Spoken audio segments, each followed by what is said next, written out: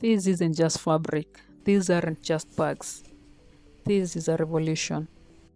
It is 4 p.m. and I'm seated in my small bedroom behind a sewing machine, somewhere in the capital of Kenya. I am working, but with every stitch and every cut, I stop to wonder, when will all this come to an end?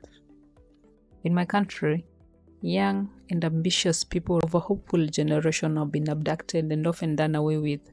Their crime? Speaking up against bad governance and blatant theft of public resources.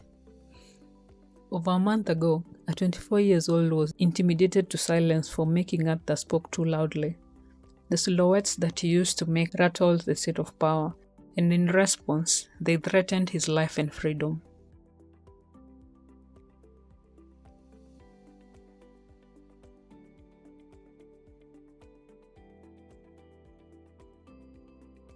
As an entrepreneur in Africa, I feel like our greatest curse is bad leaders who, through unchecked greed and incompetence, make the business environment extremely difficult for entrepreneurs, and in the process suffocate any hint of ambition from citizens trying to survive.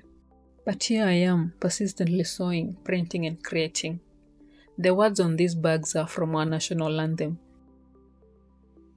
One might think that the helm of power would be better guided, but that is the farthest from the truth as it can get.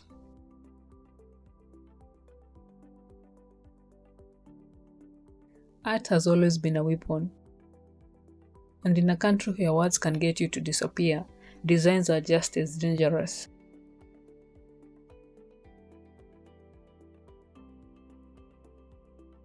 I started this business because I love to create. But these bags are more than that. These designs speak of love for my country and an undying spirit of optimism and hope. The thing is, I don't know where the line is anymore. What are the real challenges of starting a business? And when should one stop and fight against government-imposed challenges that oppress their lives and business? When does optimism and art become too much? And when does creativity become a crime? To print these designs as I have them here feels like a risk.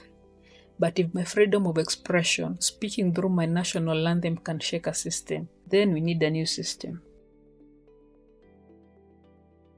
I settled on Evolve as a brand name. Just as a caterpillar transforms into a butterfly, it's a call to improve, to be better than yesterday. Maybe one day Africa will have well-meaning leaders that will transform our continent. I run my small business from my small bedroom somewhere in Kenya. My contributions toward liberation is through ink and thread. I don't know when this struggle will end, but one thing is certain: silence is not an option.